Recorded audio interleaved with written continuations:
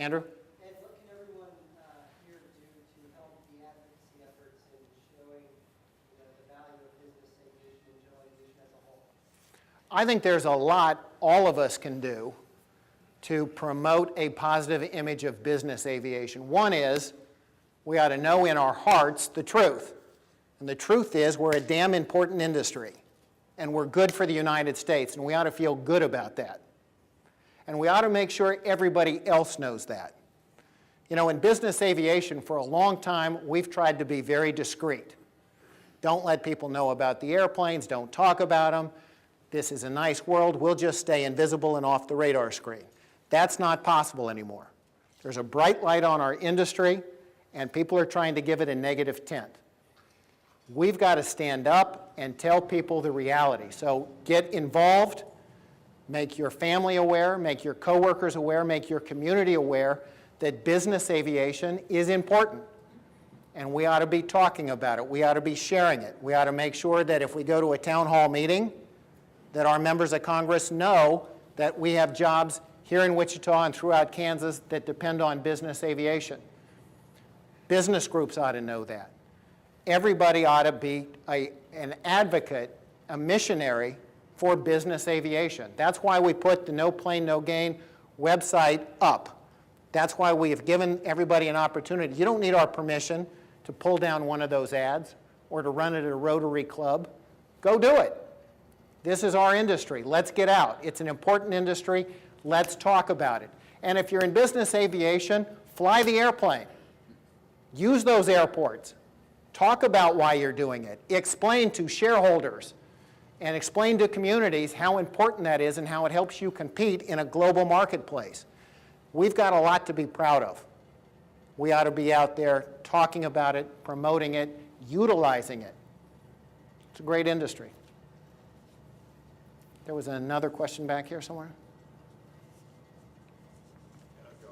Yeah. You touched on AOPA earlier. Could you just kind of touch on your relationship with AOPA and GAMA and how you guys are working together to overcome the challenges we're all facing? Yeah, I think most of you know there are a number of different general aviation associations. Each one has got a kind of specific core membership. AOPA represents pilots. NBAA represents companies that rely on general aviation airplane for a business purpose.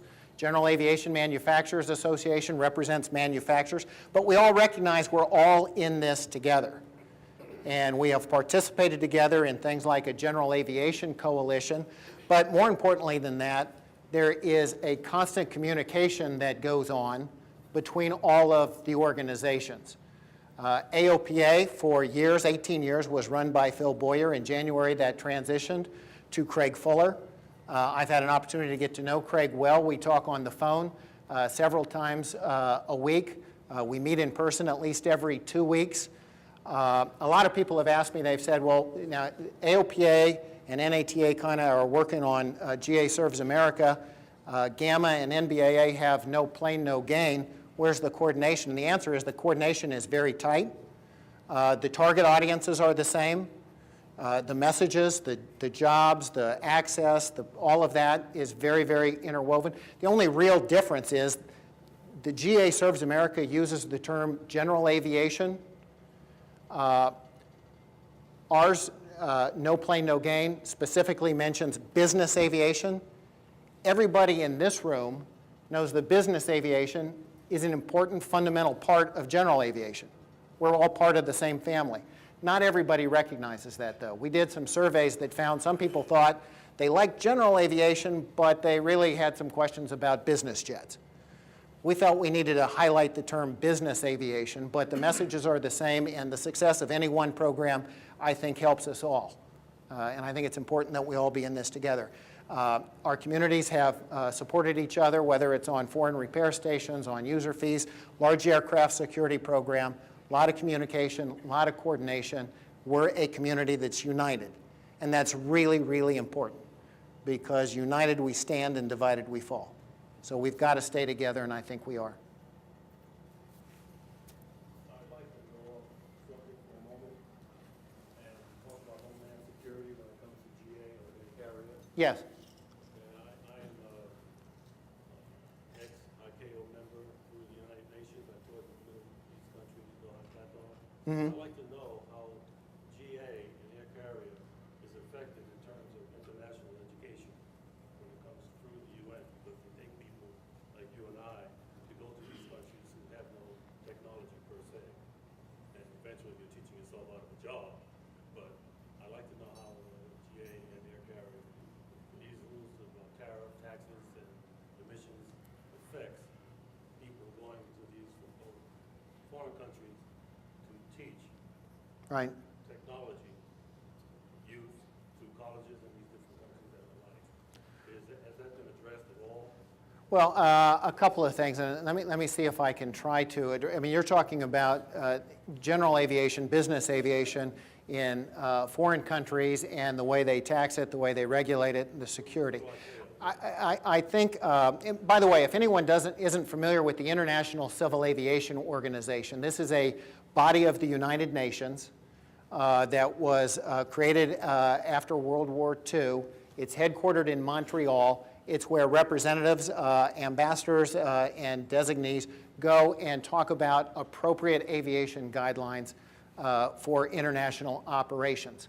One of the signature things that ICAO did was it determined that English ought to be the international language of aviation. So no matter where you fly, you're expected to be able to speak in English. And so that's fundamental to promoting that. I think that internationally, business aviation, the whole general aviation community, has got a big educational challenge in front of us. Business aviation has been fundamental to the United States for decades. It's still where the vast majority of business aviation is today. It's about 70% of the world's business aviation operations are in the United States. Most of the airplanes are built here. Most of the training is done here. And yet, as long as our history has been, and as important our industry has been, it's still very easy for us to be misperceived, to not be well understood. You take that internationally, and the problem is exacerbated. And so we do have a challenge on how do we get the real story about who business aviation is and how it operates out there.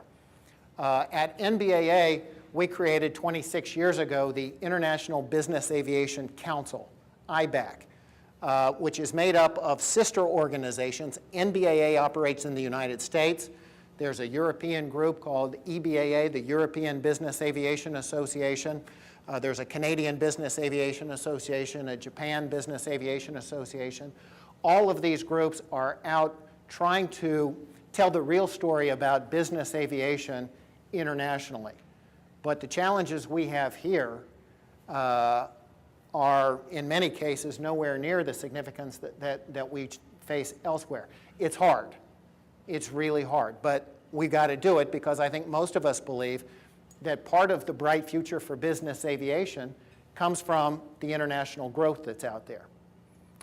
Growth in areas, Europe, South America, Asia, all real opportunities, but we've got to make sure that the regulatory framework and the air traffic infrastructure there can support what we think is going to be the business demand that's there. Here's another place where we're making some progress.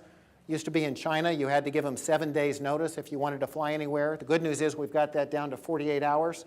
Bad news is that's 47 and a half hours too long. We got a long way to go. But we have to be at it. We have to have people on the ground in those places, and that's why IBAC and NBAA try to facilitate those international areas. Anyone else? We're right on time. Right on time. Thanks, Dave. Thank all of you.